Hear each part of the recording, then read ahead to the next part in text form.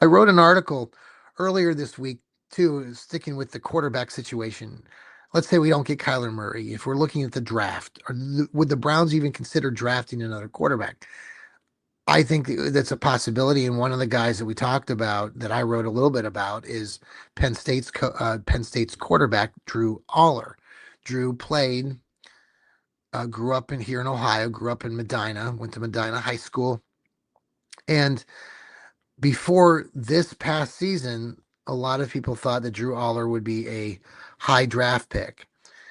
He got injured. I think he broke his ankle or whatnot about 6 or 7 weeks into this season, and he's been recovering. And so he went to the um, combine in Indianapolis over this past weekend. And so he talked about his backstory. Obviously, he grew up a Browns fan. His parents, his family, his grandpa have season tickets, and so he's been to many Cleveland Browns games. And so the idea of coming and becoming a Cleveland Brown would be, in his words, what did he say? It would be, awesome, great.